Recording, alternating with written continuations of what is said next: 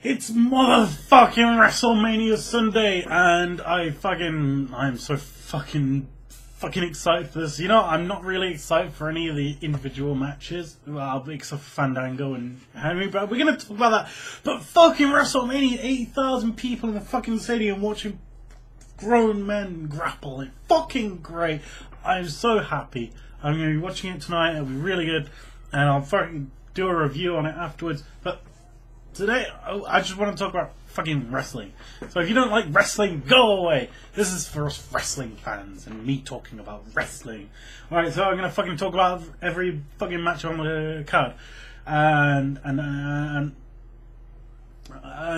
what I want to see from it and shit. Alright, so, excuse me.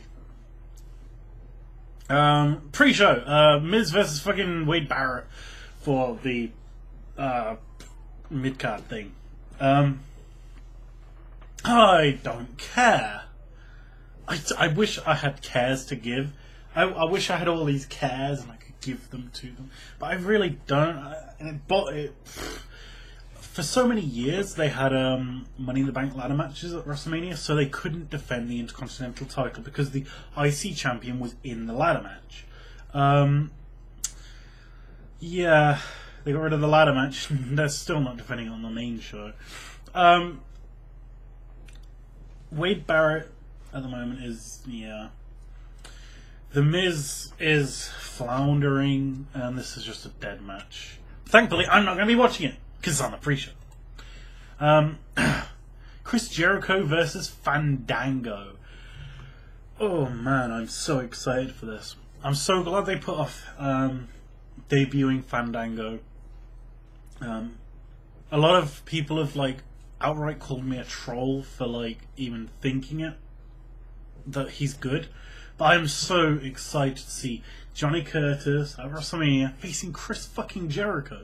Seriously, this isn't fucking facing the Funkasaurus or anyone like that. This is Chris fucking Jericho, the first undisputed champion, 6-time world heavyweight champion, 9-time Intercontinental champion, something that hasn't been blah blah blah blah. You know all that shit that they fucking spout on Raw. So it's just Fandango is gonna beat Chris Jericho, hopefully. I mean, if he doesn't, then it's kind of underwhelming, and it's kind of okay, where does Fandango go from here? It's he lost. If he wins, it's just does he go and steal the US title off someone? Maybe he feuds with fucking The Miz when The Miz wins the Intercontinental title? I don't know. But it's fucking lots of things. And he's probably going to have a dancer and stuff. And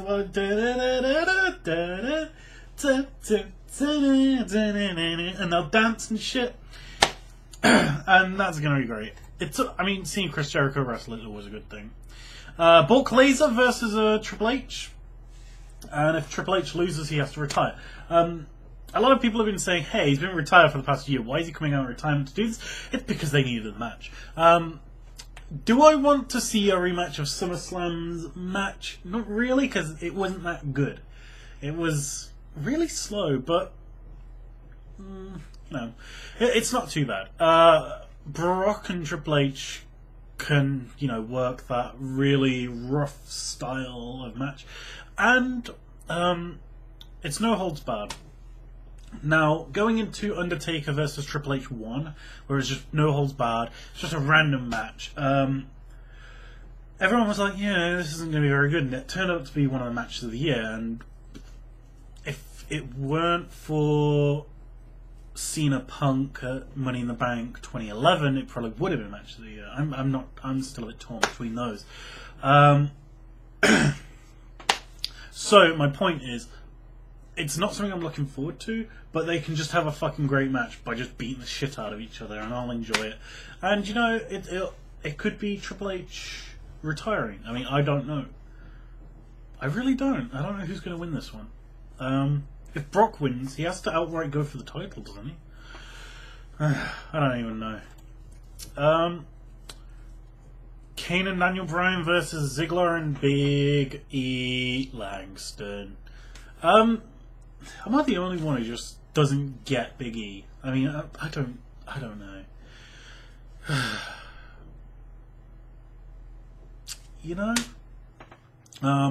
I really think Ziggler's winning this. Just so he can have the tag titles and the World Heavyweight title. Just so, he's got 2 belts and he's all like, yeah, I'm here to show the world. It's not showing off if you back it up. And it's like, yeah, it is, mate. It's still showing off, It's like, if there's a guy standing there and he's got big muscles and he's like, just flexing and shit. And people are like, oh, what a show off. He's like, it's not showing off if you can back it up, and he's backing it up with his muscles. It's like, yeah, you fucking back. Wrestling. Okay, so yeah, I think, Ryback versus Mark Henry. Oh my god, you have no idea how fucking excited I am for this. And usually I'm, it's like boring and shit, because it's just 2 big men and shit. But the idea of Ryback shell-shocking Mark Henry just blows my mind. When I think about it, when I think of the way that, what's his name, Ryback looks, and the fact that he's, like, not being able to shell-shock people in the past. He couldn't do it to Tensai. I'm not sure if Tensai was sandbagging or whatever, but he couldn't do it at one point. My brain says he can't shell-shock Mark Henry. He's just so massive. But why would they have the match shells? The match is obviously for that massive WrestleMania moment where Ryback gets Mark Henry on his shoulders and he walks around the ring with him and he just puts him down. It's just like, they wouldn't do the match unless they knew he could do it, right? They must have had him go, hey, so that's why they didn't have him versus the Big Show, right? Because he couldn't do it to the Big Show, so they did the next biggest one down. They were like, hey, Ryback, bro, do you think you could just show us you picking up Mark? And he'd be like, oh, okay, and the fucking backstage, and they're like, alright, you can pick him up, let's fucking book this shit for WrestleMania. So, yeah, it's I can't wait for that moment, because I swear to God, if this ends with a fucking rugby tackle or something, or a shoulder barge, or if Mark Henry wins, I'll be shocked at that. But if it doesn't end with the shell shot, then I'm not going to be happy with that. The Super Friends, Sheamus, Randy Orton, The Big Show versus The Shield. I don't know who's going to win this. The Shield have been unbeaten for like, they've been around for like 6 months now. Fuck. Yeah, they're unbeaten. I guess they're the heels going in to WrestleMania against all the faces. The faces haven't been able to stop them, and it's like, yeah. One thing though, the Shield kind of have had like no real direction lately. It's like, oh, we're going to attack someone, and it's like, okay, why? It's like, we're the Shield of Justice, and we're going to hashtag Team Justice, the Justice League. They kind of weren't doing anything. They're not going for titles. They're not going after a person who's got a title. They're just feuding with 3 randomers. Literally, that's what they are. Yeah. I pick the Super Friends to win this. I don't think the Shield are winning again. I think this is where their streak comes to an end, but, whatever. Undertaker versus CM Punk. Oh, God, I fucking like... this match. I have a problem with this match. I have a real problem with this match. This match is a regular fucking match. 1 fall to a finish, disqualifications, count-outs, fucking everything, yeah? We saw at WrestleMania 28 Undertaker take 20 chair shots, a pedigree, a super kick, and kick out inside the cell. What's CM Punk gonna do in a controlled environment that will keep the Undertaker down for the count of 3? A GTS, kick out. A second GTS, kick out. A third GTS, kick out. I don't think there's any amount of fucking GTSs he couldn't give to the Undertaker to make me believe he kicked out of the fucking super kicking pedigree. But the GTS will keep him down. And also, I just think Taker's too big for Punk to give the GTS to properly, because Taker's just fucking a foot taller than him. It's just a bad matchup. I like the story. I like that there's some fucking inner turmoil, but it needed to be fucking no holds barred. It needed to have weapons. It needed to be one of those crazy fucking matchups like it has been the past 2 years. You know. I think the Triple H matches have really kind of messed with what they can do with The Undertaker now.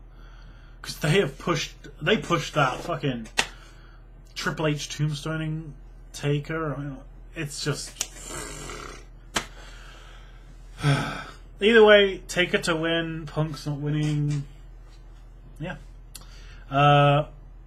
World Heavyweight Championship. Alberto Del Rio versus Jack Swagger. I am in love with Jack Swagger's character. And Zeb Coulter, I love the whole racist gimmick. It's really... It's nice to see the American guy being patriotic being the bad guy.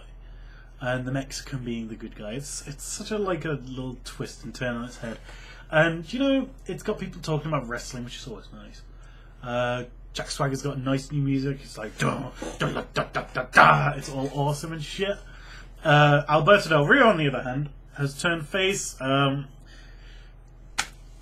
People seem to really enjoy when Ricardo goes, oh, and they hold the O with him, and it's like, yeah, I mean, I just want to talk about Del Rio for a second. I mean, one day, he decided he was going to come and help the Spanish announcers, yeah? When they were getting attacked by 3MB.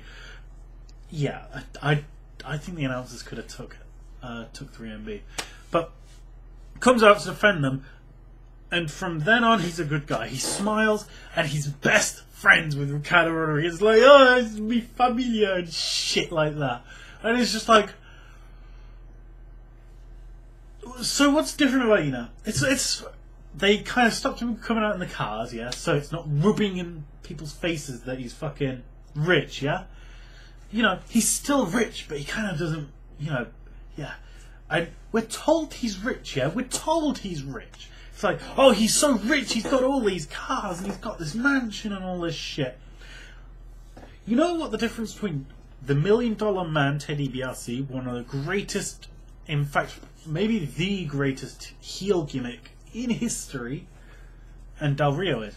The difference between those two is the $1 Million Man showed he was rich. He didn't just say it.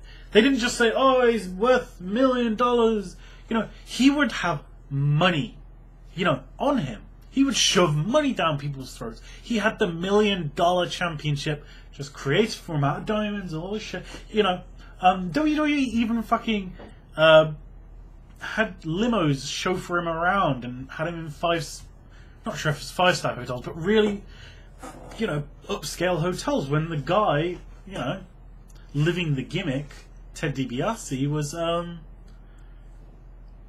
was just a normal guy, you know? They did that. They made him live the gimmick.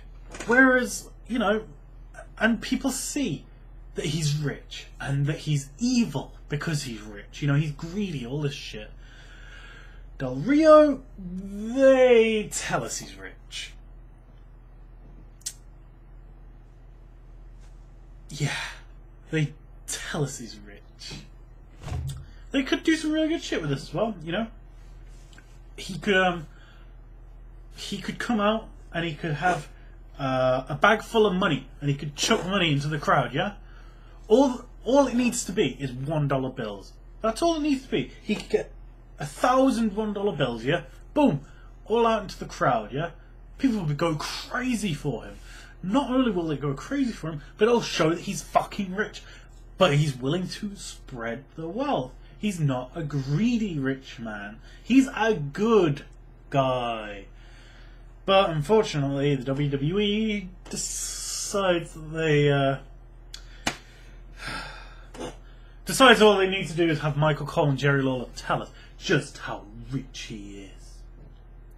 Yeah, that went on for a fucking while. Yeah, I think I have Del Rio winning this. If Del Rio wins, I'm almost 100% that Ziggler is cashing in Money in the Bank. I'll have a bit of a drink first. Yeah, Ziggler is cashing in Money in the Bank if Del Rio wins, and if he doesn't, it will bury WrestleMania so hard it's unreal, because everyone wants to win the title, their World Championship, at WrestleMania. Yeah, so if he doesn't cash in, even if fucking Del Rio's on his feet, like, yeah, you know, even if it's not a fucking an evil cash in, even if it's 1-on-1 after the match, you know, he should be doing it in wrestling terms, but in storyline terms, because WrestleMania, it's fucking WrestleMania. So yeah, Ziggler should cash in. Not sure if he'd win it, but yeah. And the main event, The Rock, the People's Champion, the Hollywood man, The Rock, who does concerts and live via satellite and fucking live via movie and trailers of G.I. Joe and shit, versus John Cena, the get well soon cancer patient, and I smile a lot, and I lost to The Rock, and I had a divorce, and now I've got to win for some reason. Well, fuck. Last year's WrestleMania drew the highest buy rate of any wrestling pay-per-view of all time. It's the biggest ever.